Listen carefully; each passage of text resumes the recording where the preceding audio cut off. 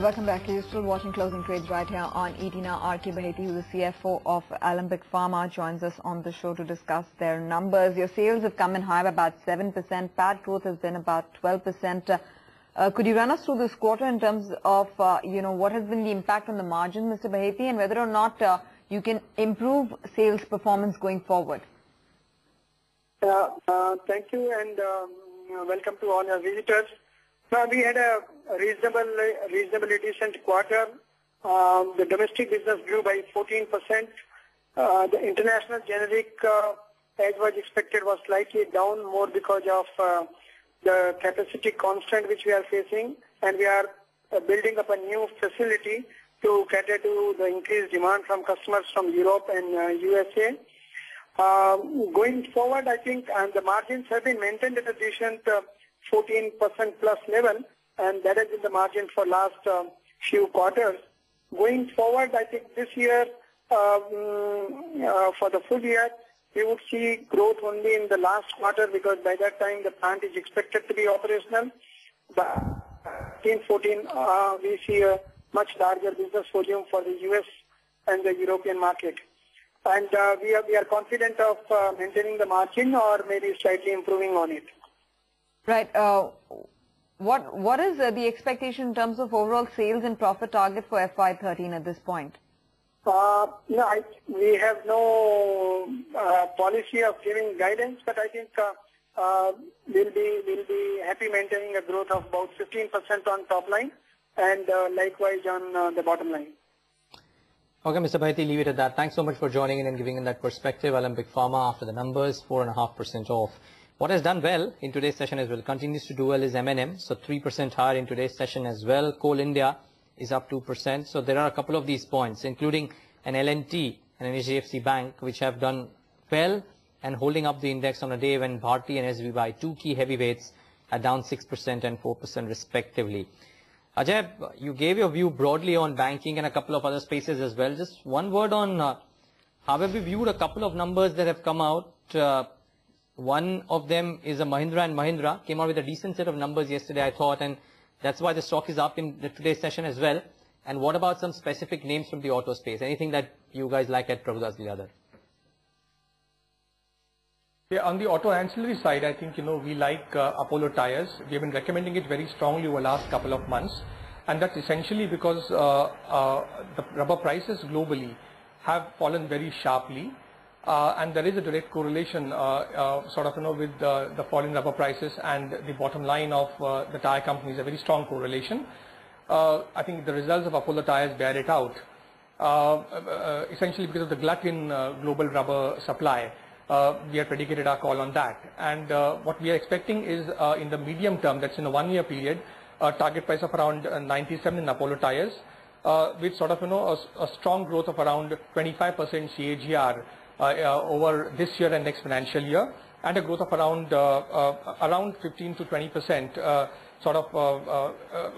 around 36% in the current financial year and around 15% next financial year. Valuations also are supportive in our view, trading at around say 5.5 times next year's earnings. The other auto ancillary stock that we are positive on is Amara Raja Batteries, and there I think we are expecting a target price of around 350. Again, multiple drivers, autos as well as UPS segments driving the growth in Amara Raja Batteries. On the auto side, I think we are cautious on Maruti. We are also, as I said previously, cautious on Tata Motors. And M&M, I think with, as I mentioned, a drought looming large, I think the tractor business, we are very, very concerned. As I've said, 21 out of 36 subdivisions have received scanty or deficient rainfall. And some of the key states like Gujarat, Maharashtra, Karnataka, Punjab, Haryana and Rajasthan would more or less, I think, would be declared as drought-affected states. And these are, some of the states contribute heftily to M&M's tractor sales. So I would be very cautious, I think, to go and to buy M&M at the current levels. Sure. Okay, Ajay, we will have to leave it at that. Thanks so much, though, for taking the time out and joining us. IOC numbers are out on your screen. 2.5%, 3% off, a net loss which is much wider than what we were anticipating. Of course, the revenues have also been significantly lower, quite a bit lower in fact, than what the poll was suggesting. So disappointment in the top line, more disappointment on the bottom line, and it's showing in the stock as well, 3% higher, 3% lower in trade. So for, well, all the bullishness that may have been there, I don't think it's showing in the numbers. The GRM's at 4.8, but it's essentially the top line and the bottom line miss. So more importantly, the loss, which is widened to 22,500 crores, which is showing on IOC. Sonam Udasi joins us right now with his perspective as well. Before we get in the BTSTs, maybe slightly late today, but Sonam, oil marketing companies, some disappointments continue to linger. IOC just came out with numbers for your benefit. The sales are at 96,000 crores. We estimated well over 110,000. And the bottom line, the loss has widened to 28.5. Disappointment, I'm guessing. Yes, it's a disappointment. See, to tell you honestly, within our coverage universe, the only one that we are positive on is BPCL, and that also not because of its refining and marketing business. It's more to do with their Mozambique business. So essentially, till there is a clear-cut view on how subsidy sharing mechanism will work going forward, there's just too much volatility to ascribe a value to these majors. So, the only thing that we are positive now, as I said, is BPCL in this space. Okay, IOC, just a chart check going on that as well. Ajay, I think will join us in just a bit to speak about the numbers. Ajay, okay, we have Ajay first. Ajay, very quickly, there's a top line miss as well in IOC.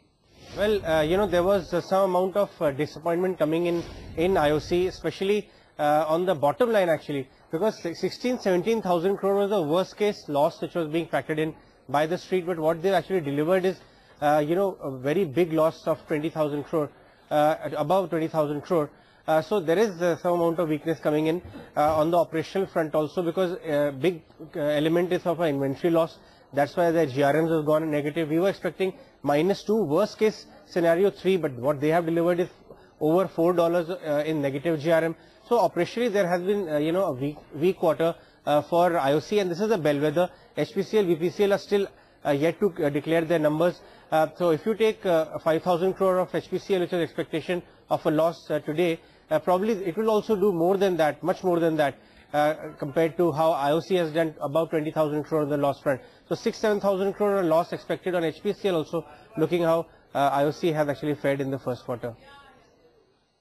Right, Ajay, many thanks for joining us and putting that into perspective. In fact, we also have the under realizations coming in for IOC. In the meanwhile, NCC's results, and the stock is reacting to those numbers. 2% up, that's 39.35 coming in on the counter. A little delayed, but let's just get in quickly some strategies at 255, slated for 255 from Ashwini and Mitesh. Ashwini, what would you recommend at this hour? You can go short on Indian Bank with a stop about 175 and look for targets about 164 to 165. On the long side, it's a good day to get back into Hindustan Levers and ITC. Chances are, they would support the market, while we are broadly holding 5,200. So you need to, probably book all your profits from all the